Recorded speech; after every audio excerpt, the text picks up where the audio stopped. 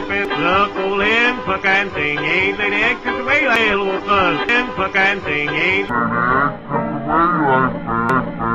Circle in vakantie, één lady exit away.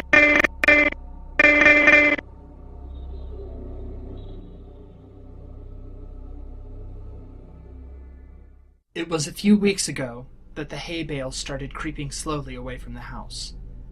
Every morning when I woke up, each had moved a few hundred feet from where it was before. I assumed it was pranksters with nothing better to do, and so I ignored it. Within a few days, though, the bales began to approach the boundaries of the farm. I was tired of the whole game by then and decided to move them back. It took a tedious hour to bring them all from where they were to over near the house again, and by the time I was done, I was ready to snap the neck of whatever little pissant was deciding to screw with me. The next morning, I found each and every one of my horses messily decapitated. The smell was what woke me up. Each one was slumped over against the side of its stall. There were no signs of the heads. I spent the rest of the day cleaning up the mess and burying the remains. It was only when I was done that I noticed the bales of hay had all returned to their positions from the day before, scattered far out into the fields. This time, I left them where they were. That night, I sat on my porch with my shotgun in hand and a pot of coffee on the table beside me. I sat for hours, straining my eyes into the fields to catch a glimpse of who was moving my hay bales. Finally, I was beginning to nod off, and I would have, but just as my eyes began to close, I heard a clamor and a rustling of trees from the nearby woods. I leaned forward, my heart racing with excitement. I was going to catch the bastard. I fumbled with my gun and fidgeted in my seat, waiting anxiously for whoever it was to get close enough to ambush. It was only when the thing got close enough for me to make out its silhouette in the dark that I was frozen still. The thing that crept into my fields from the nearby woods didn't seem to notice me sitting there. It stalked, hunched and deliberate, through the field with the posture of a tiptoeing thief. If not for the fact that it must have towered to over 10 feet tall, even in its crouched position, it might have seemed almost frail.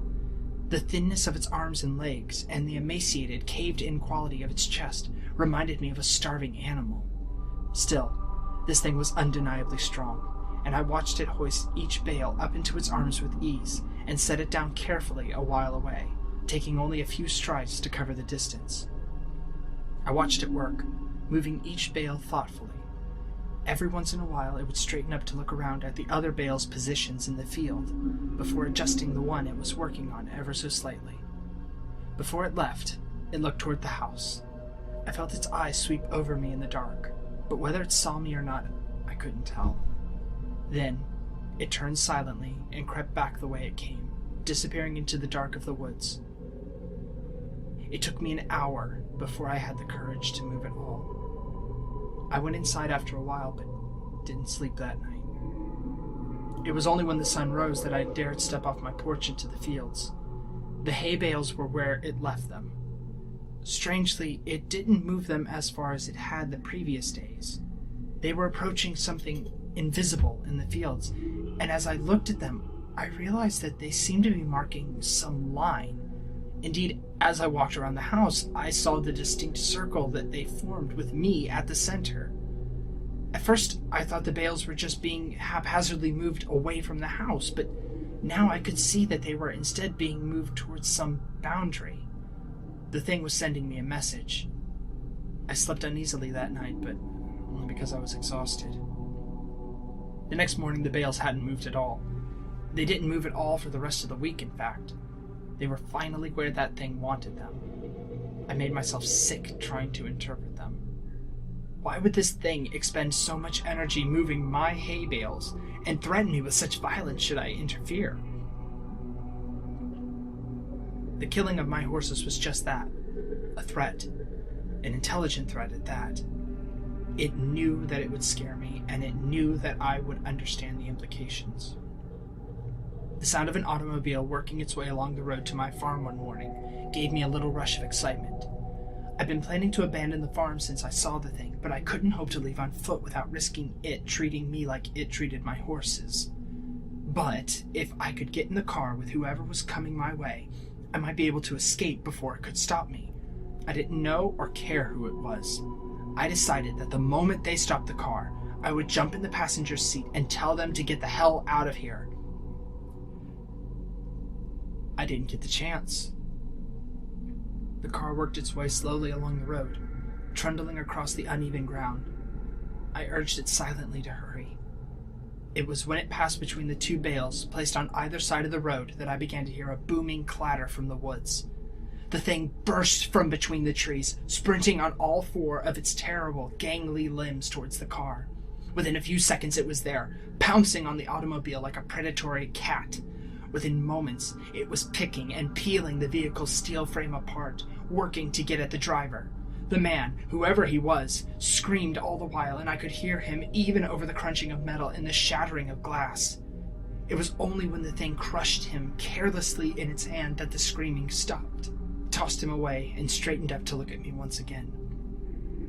In the sunlight, I could see the inhumanity of it. It was composed entirely of something awful and alive which was lashed together in a messy semblance of a human form. Whatever it was made of looked so polished and hard that if it weren't for the minute writhing of the stuff, I'd think it was made of granite. The thing retreated back into the woods, and I was left to my shock. My eyes wandered to where the car sat, the engine still sputtering, between two of the hay bales. Suddenly, I understood. The message was clear. I am this thing's captive, and I am not allowed visitors. Nothing may cross the borders it has set.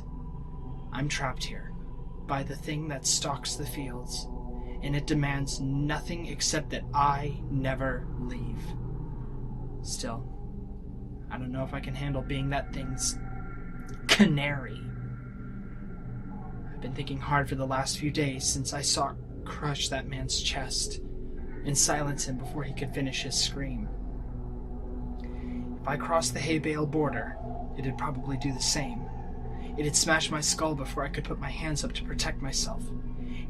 It'd go and find a new pet and probably keep looking until it found someone who could stand knowing that it was waiting just outside, watching at all hours with its shiny insect eyes. I've been thinking hard for the last few days, and I might just make a run for it.